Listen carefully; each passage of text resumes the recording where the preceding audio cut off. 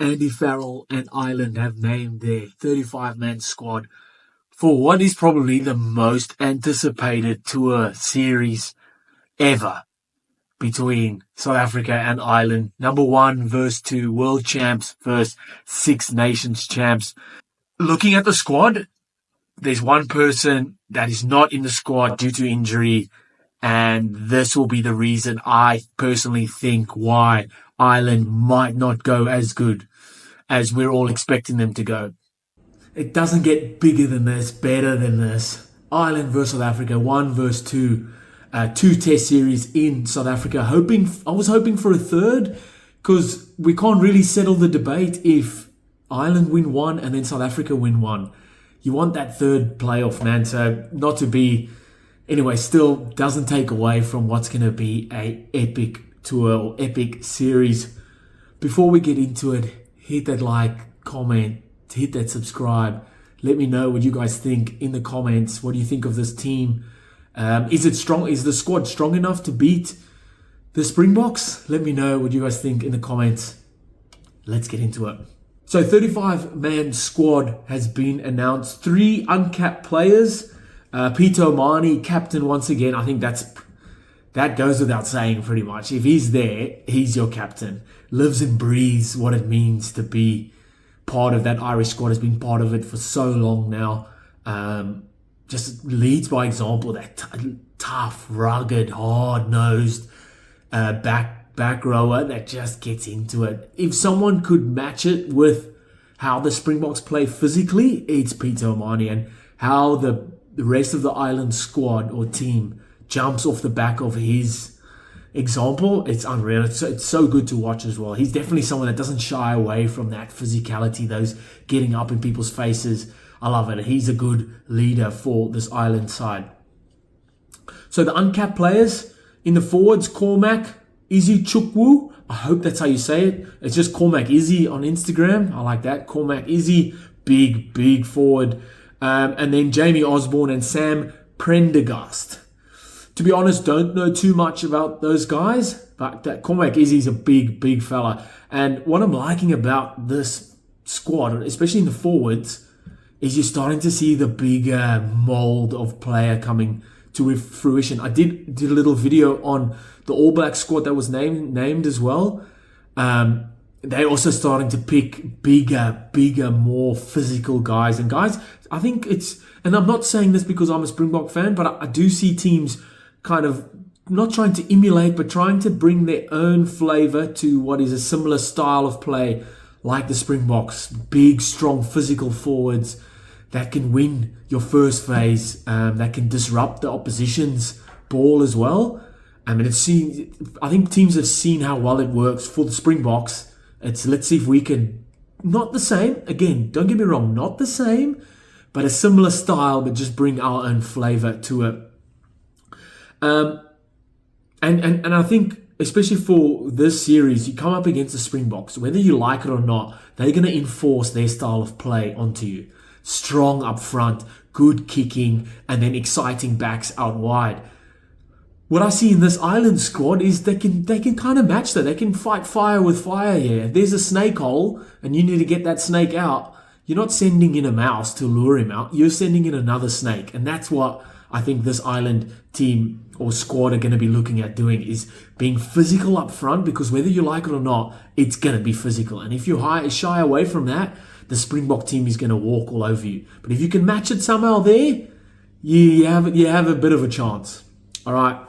So again, forwards massive, strong, good squad or good bunch of forwards named here.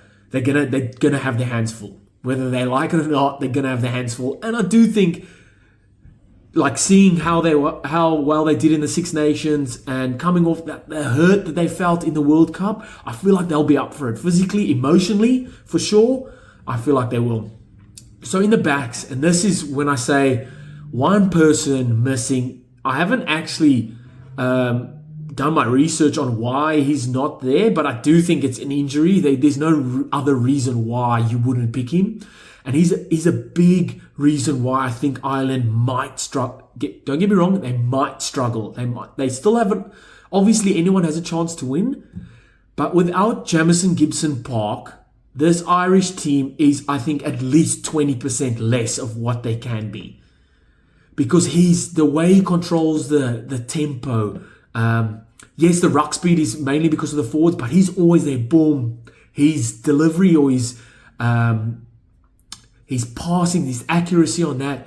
The option taking he takes, so jumping out, hitting that fourth player coming back, or changing direction, knowing when to speed up the game, knowing when to slow down the game, knowing when to take control when someone like Jack Crowley, who the fly-off is not too sure at some stages of the game. Because, yes, Jack Crowley's he's led the team in a full Six Nations campaign. They won the Six Nations, obviously. But he's still fairly inexperienced in that role within this team, or at international level as well. Yes, he learned a lot of Johnny Sexton, but he's still kind of finding his feet with this team. That's what I think, at least. And when you have someone like Gibson Park inside you, it makes things a little bit easier. His kicking off the deck is unreal as well, but more his option taking, his decisions on when to do what, the tempo at which he allows the team to play at, whether to slow it down, whether to go fast. I think that'll be a big reason, or a big missing, or like question mark or missing gap, I feel like, for this Irish side. Yes, they got like Conor Murray's there. He can do a job. He's not going to win you a game, I feel like. Where I feel like Jamison Gibson Park, the involvements he has in games wins you games. Like quite literally. Craig Casey's another one. Yes, I think he got the opportunity in one of the Six Nations games where I thought they really were a lot more off the pace. It was either versus Wales or Italy. A lot off the pace. Just not up to Gibson Park's standard. But these guys will have to do a job for them, because Gibson Park isn't there.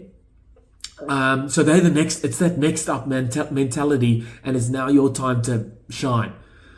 So it'll be like, man, it'll be a tough one for them.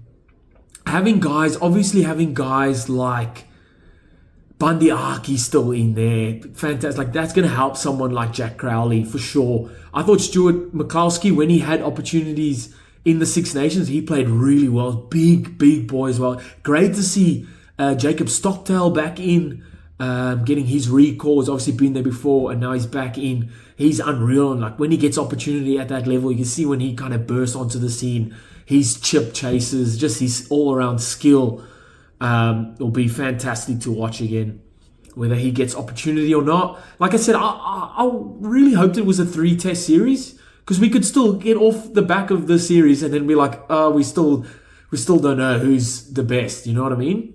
Because 1 versus 2, like, I get Springboks at number 1, but if Ireland go there and win both games, like, they're the best. You know what I mean? And that's kind of simple maths. My maths isn't that good, but I'd like a 3-test series. But just looking at this again, so I think that's going to be my biggest question mark, is filling that void of Jamison Gibson Park, because of what influence he has on this Irish side and how they play, how quickly or slowly, the tempo, his option taking again, and then just taking that little bit of pressure off guys like Jack Crowley. So yeah, your guys like Conor Murray will have to stand up big. Craig Casey, if he gets, I don't know who will get the jump there, but it'll be interesting to see. But then you're going to have guys like Bundy Aki really stepping up, guys like James Lowe. He obviously brings in that extra kicking option with his left boot, which will be very much needed in this series, I feel like, because it's going to be massively dominated up front, like physically.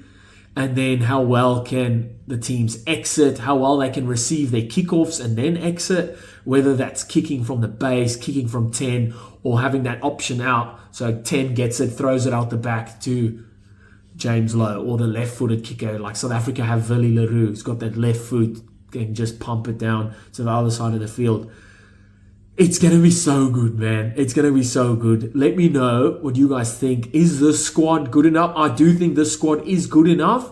I do think, though, they will struggle without Jamison Gibson Park. He's a massive, like a huge key role in the way they play and how they play. Whether you like it or not, That's true. That is true. He's been fantastic for them all for the past couple of years now, and they've really molded their way of playing, I feel like, around him. Yes, Johnny Sexton as well, obviously, the GOAT, but Gibson Park has been really fantastic for them, and how they fill his void will be like in big in winning or losing the series. Let me know what you guys think in the comments. Hit that subscribe, and I'll see you next time. Bye.